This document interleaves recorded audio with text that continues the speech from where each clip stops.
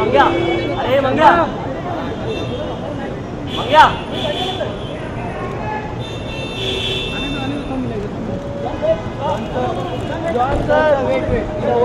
अरे उधर उधर दिख अरे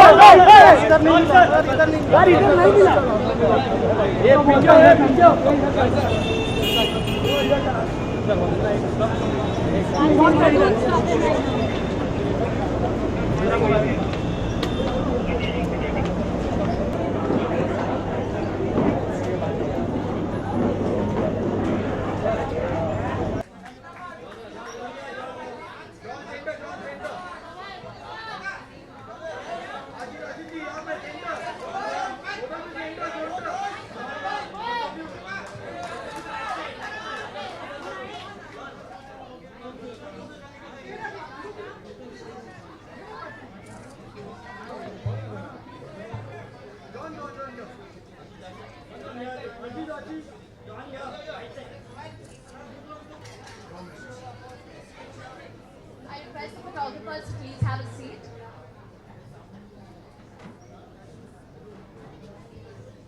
Notice he is as distinguished in a formal button-down suit as he is comfortable, bare-bodied and larger than life on screen. Before we begin, like me, I'm sure everyone here is wondering what prompted you to write The Hard Truth.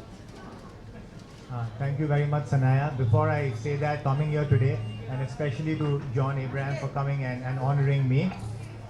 So over the last 18 years in my medical practice, I have found that though a lot of people have suffered and though there's so much information on heart disease out there still is a lot of ignorance out there.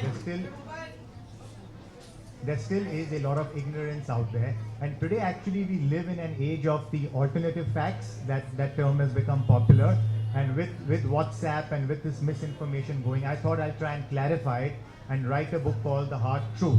The idea is to educate the readers, plus to remove fear from the minds of people with heart disease that now their life is over if they've suffered.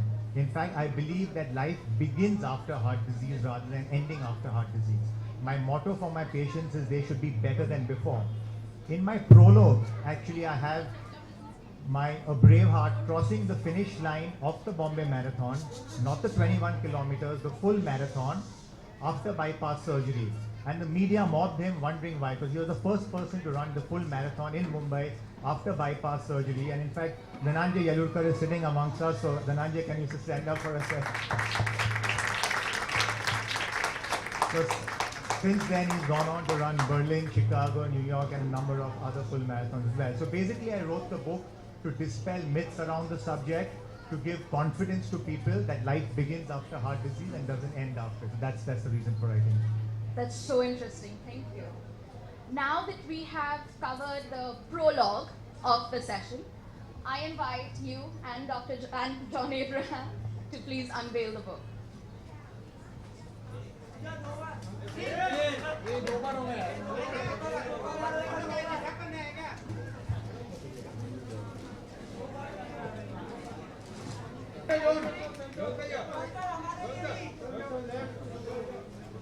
Once the photographers are done, the videographers will get their chance as well.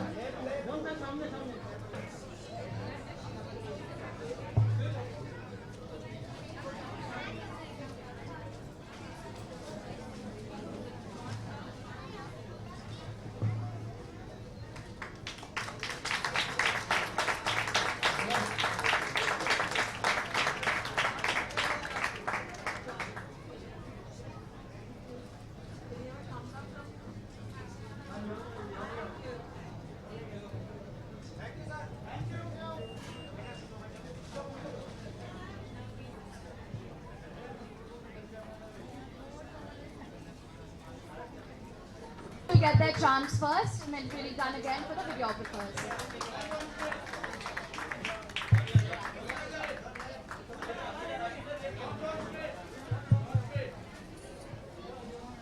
Photographers, please have a seat.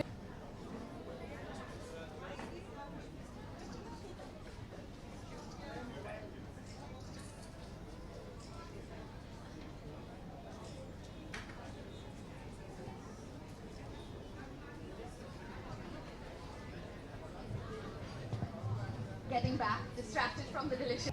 You truly are an international fitness and health icon for youngsters and adults alike. But I'm curious, what does good health?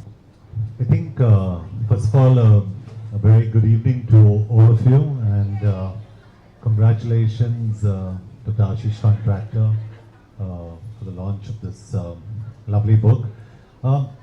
I think health for me, I've always said is, being an actor, you're not just a model, you're a role model, and it's very important to lead by lifestyle. And for me, I wake up really early in the morning, embarrassingly early, and sometimes I don't know what to do, but I wake up at 4:30, I train, my day begins by 6:30, 7 o'clock, and I usually sleep by 9:30. That's pretty early because I have my dinner early in case I'm not working. And it's something that's very important, especially for the young kids out here that are very impressionable, and everyone at large. I don't drink, I don't smoke, I've never done drugs, and I think it's something that I don't scream out about, but I think somewhere down the line it's helped me in my lifestyle. And I think good health is about good food, a good exercise routine, and good sleep. So I always say it's like a tripod stand. Without one, you kind of collapse, and it's important to have all three in your life. Thank you. You've had a chance to go through the book before the others have. Was there anything that particularly stood out for you that you'd like Dr. Contractor to elaborate on, to clarify, to speak about?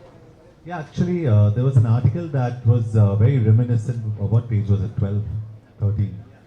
There was an article that was very, one of the chapters on risk factors that was very reminiscent of something that happened in my life. And here it says that, here it speaks about, your doctors keep telling me to quit smoking, but look at my uncle Dinshaw. He smoked 1 packet a day, red meat, eggs and, alcohol, etc., everything. And he survived till the ripe old age of 92. And on the other hand, there's another guy called Mahesh who only had boiled foods and was a sannyasi and walked 5 miles a day, and he had a heart attack at 48. And Aashish, this actually happened I experienced this with my father's 2 best friends. One was a Bengali gentleman who drank, smoked, everything, and he lived till the age of 90. And the other gentleman, a Punjabi gentleman who never drank, never smoked, died of cancer, and he had a heart attack early in his life at the age of 50, and he was gone by the time he was 55. So don't people ask you this very often, that what is smoking and drinking and a crazy lifestyle got to do with and look at these people, these are examples out here.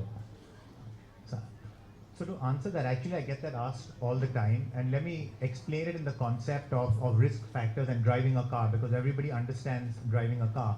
Let's say you're driving a car on this road on Friday at 5 a.m. and you're driving at 20-30 kilometers per hour and obeying all the rules.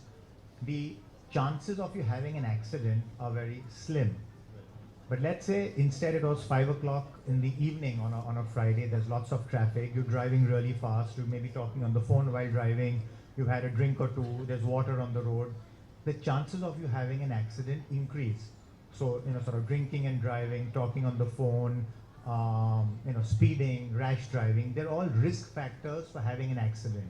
But it is possible that sometimes people drive crazily and nothing happens, like the Bengali gentleman your dad knew, who sort of did everything wrong and still survived. Absolutely, yeah. And sometimes you do everything right, you're driving carefully, and you still have a problem.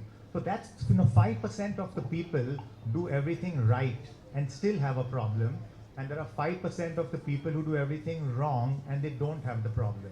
The rest of us fall in that 90%. So things like cholesterol, blood pressure, adequate sleep, exercise, all of those are the risk factors which really lead to heart disease. And the more we keep it under control, the less the chance of us having a problem.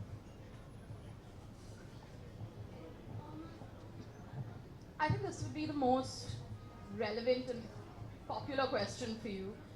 What are the symptoms of a heart attack, and what immediate emergency steps can we take? So I think to put it very simply, a lot of people are confused between things like acidity and gas and a heart attack. So I say any discomfort, anywhere from your navel to your nose, okay, especially when you're exerting, when you're exercising, and that goes away when you rest, that could be related to, those are signs of angina. So angina is not only pain in the left side of your chest going to your left arm, which is a very classical textbook definition. It's any discomfort anywhere in the upper body which increases with exertion. So it doesn't mean every time you get a toothache, you're having a heart attack, but a toothache could be a sign of having heart disease, okay? So that's the first thing. In an emergency, you get all these WhatsApp forwards going around, start coughing violently and frankly, none of that works. What you need to do is give the person an aspirin and make them eat it up, chew it up, not swallow the aspirin, chew it up, because that can dissolve the clot, and head to the nearest hospital.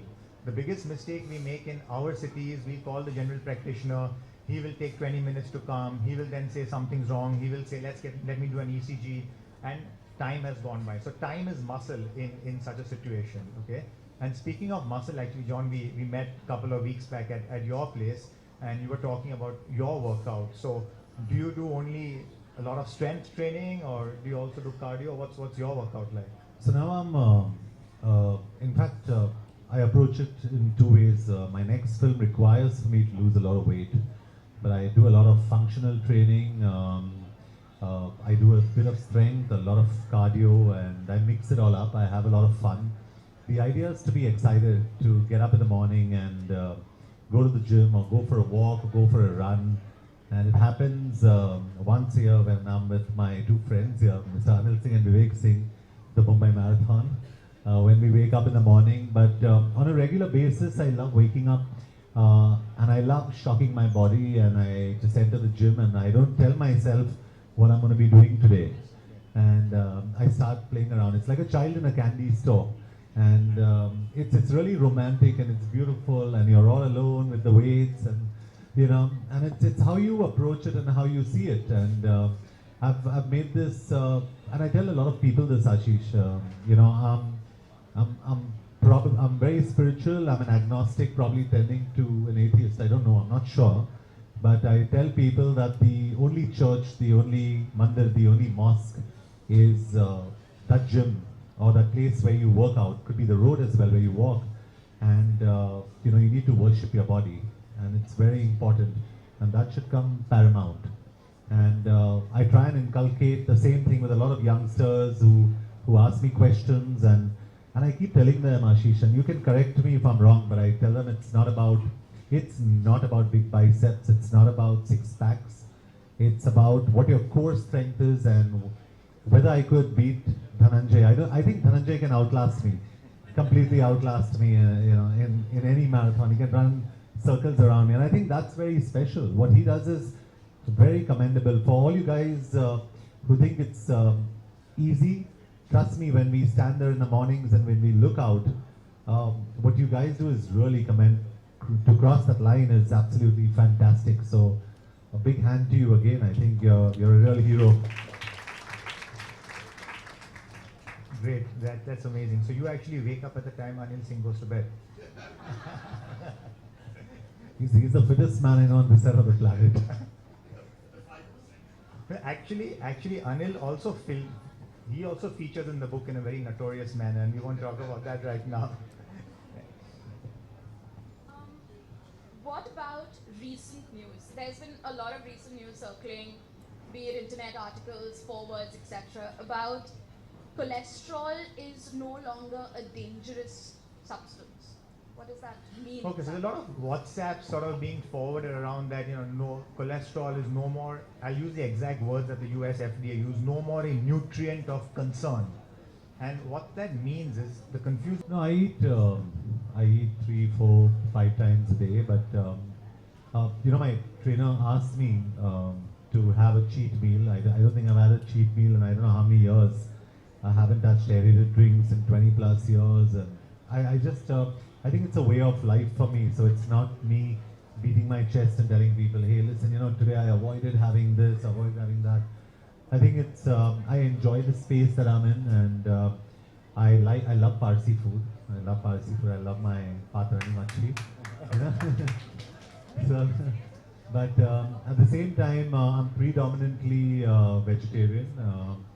I have egg whites, and I have complex carbohydrates I have my oatmeal after my workout, and I just feel good about myself, and I try and keep it clean, and I try and keep it really, really light. So I'm very energetic from early morning, and I really don't feel tired, but towards 9:30, I start building like a flower, like I just go down like this, because I think I need another pit stop of food, otherwise I'm gone. So what kind of motivates you to be this consistent and this regular? One of the things we tell our patients is that it's not doing dramatic things for a short period of time which is going to give you success. It's doing relatively simple things, but again and again and again, which is sort of going to give you that long-term success. So what's the driving force? I mean, is it your profession? Is it? Yeah, I think to be partly true, and if I must confess, it's also my profession, but it's also a way of life for me. And I think I'm the perfect example of someone who doesn't go into any extreme cases of doing things to change myself around. I think it's gradual, it's progressive, and I take a lot of care when I kind of have to lose weight, or when I have to put on weight, when I have to run, when I have to do strength training. So I really don't get excited about being dramatic about it, but I'm careful with my diet. Sorry. Okay.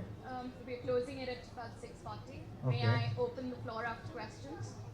Okay, so actually before you'll find this question, right? Yeah, absolutely. So, but before we sort of open up the floor to questions, and while I just want to say a few thank yous. I want to thank my friend Mark. Where's Mark? Mark Manuel for for putting the evening together, and for inviting John. Thank you, Sanaya and Kajal, for helping out. Thank you to the entire publishers team, the Westland team. Thank you to Crossword for helping putting this together, and this book actually is a distillation of all that I've learned from my patients.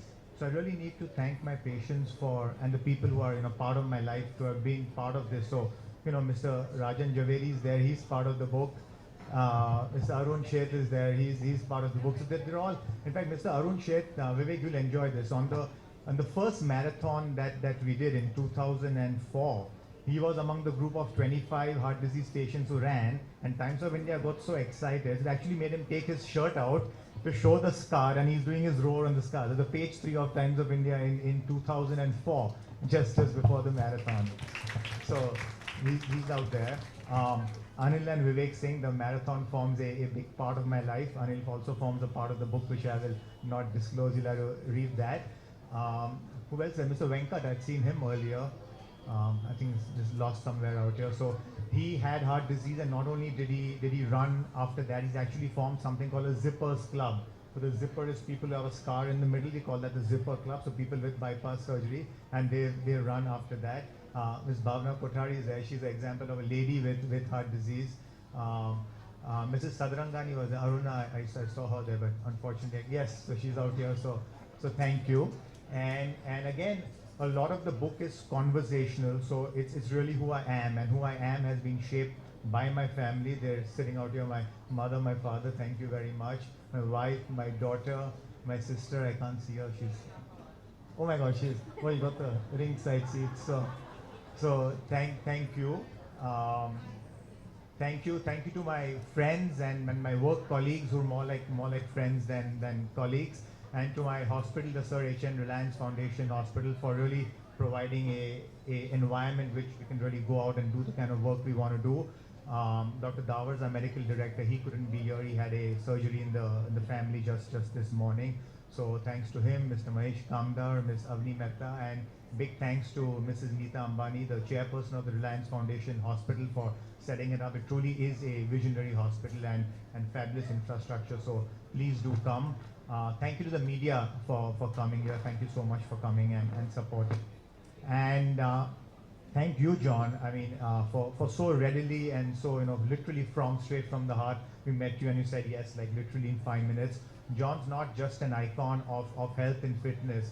I think he's an icon of just modesty and humility, and in spite of all the success, he really is the boy next door. You read about that in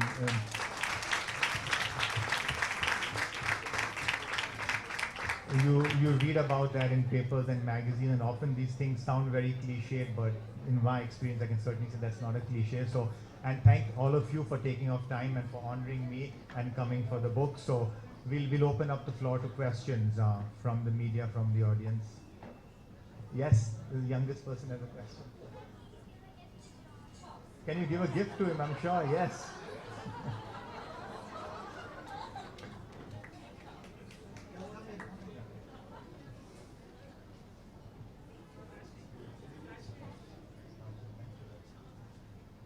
Are they chocolates? Are they chocolates? Oh, there's a special gift for you. Yeah, thank you. Thank you. That's really kind.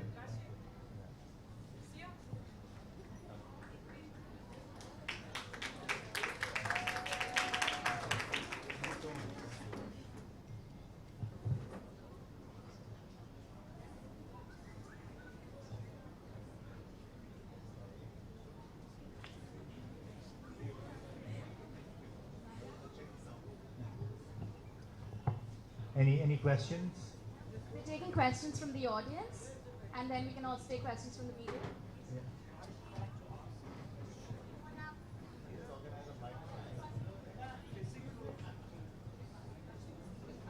Mind, and which is why there's actually an interesting study. It's called the Interheart study, which looked at 50,000 people with heart attacks from 26 different countries. And what they found, they call it psychosocial factors. Okay, so they looked at stress, they looked at anger, hostility, depression in one umbrella, and they found that that's one of the 9 main causes for people to get heart attacks. The unfortunate thing about stress is that you can't measure it. I can measure your cholesterol and say it's 200. I can measure your blood pressure and say it's 120 by 80.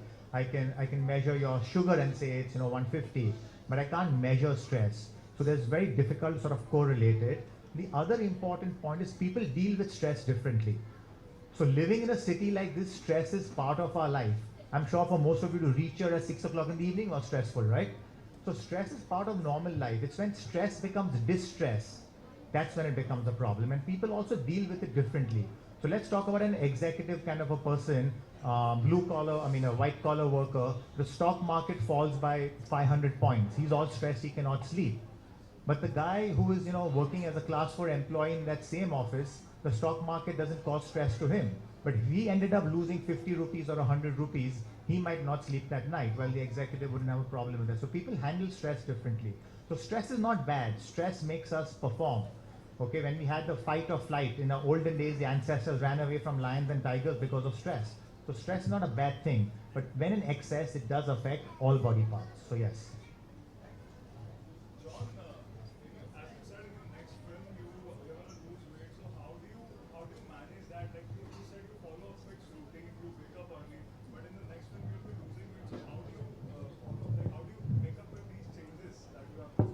Yeah, it's regular for me. It's normal. I just change the kind of workout I do and the kind of diet I have.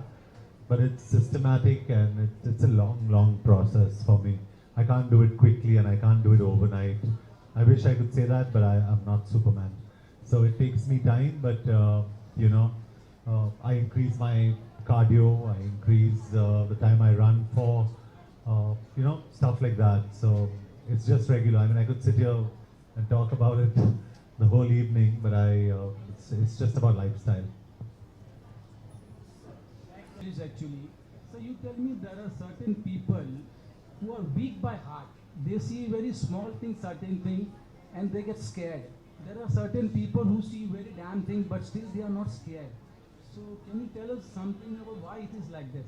Okay, so firstly, when we say weak by heart, see, the heart is very interesting. It's always used as a seat of emotion. Yes. Actually, the heart is not really, in that sense, its function is just to act as a pump of blood.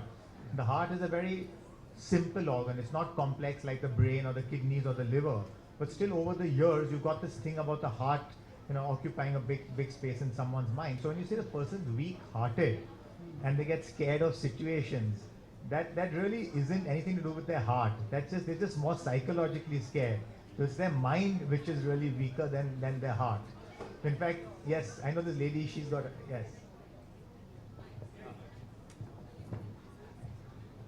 So actual weak heart is when the pumping capacity of your heart, when that gets reduced because of a heart attack, that's when we call it a weak heart. So it's not psychological. I'm really privileged to attend this. Would you use it when you're doing cardio so that you know whether you're pushing your limits or? Yeah, I honestly see nothing wrong with it, but today I've probably reached a point when I'm running. I know when I touch 160, when I touch 165, I know when I'm going down to 130, I know when I'm really down to 80, 85. So it's also because of years of training, I've understood my body, I know where I'm meant to push till. But I think it's important because I think, I think it's important that you do, in my books, correct me if I'm wrong, but I think it's important because, even working out and losing weight or gaining muscle, etc. is a very scientific process. For example, some people like me, or in general, if I run above 165, I'm burning muscle. If I run below 130, I'm wasting my time. But if I'm running between 130 and 165, I'm probably burning some amount of fat. And it's different for each person. So if it helps you regulate what you're doing, and that's what actually interval training is about. When you're really slow, you start walking, then you start running. It's about keeping your heart rate at a certain level to kind of burn some amount of fat. And I do recommend it, and I've tried all HRMs in my life and heart rate monitors in my life, and some work, some don't. So for me, it's more like what's the next best thing that I can try. I guess it's intuitive for you. Now you sort of learn to. It's intuitive. You know when you're at 160, you know when you're at 130. I know exactly. When I'm on the Stairmaster, and I know by the 13th minute, I know I'm going to be at about 164, 165. I literally know my heart rate exactly. But it's also, like you said, it's intuition and it's understanding your body. So I've got used to it. But that's so important to be in sync with your body. I think that's, from both of you, that's what we have to take away from here. Any more questions? Yes. I would like to introduce myself as one of the patients of Dr. Contractor. Welcome. For pretty long, 14 years.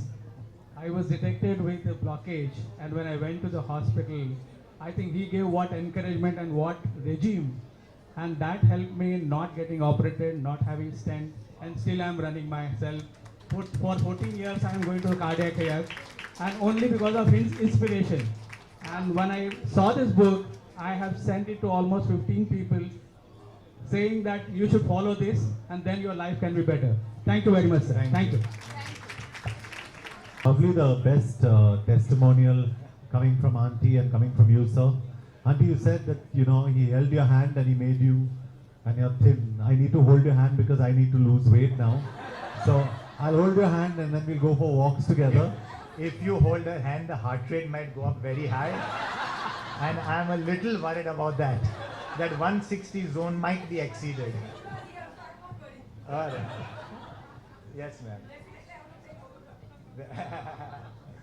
My question is to you, Dr. Contractor. Yes. Thank you, Dr. Contractor. Yeah, I request no one to come up on stage, please.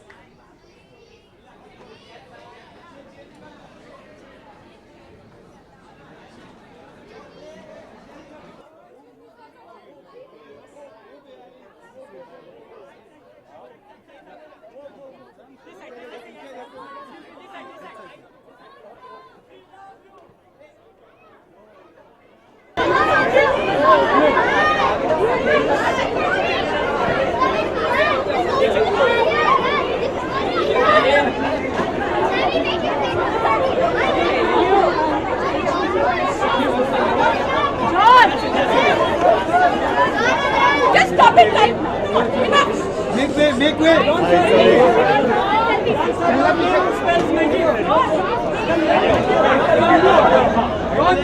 John.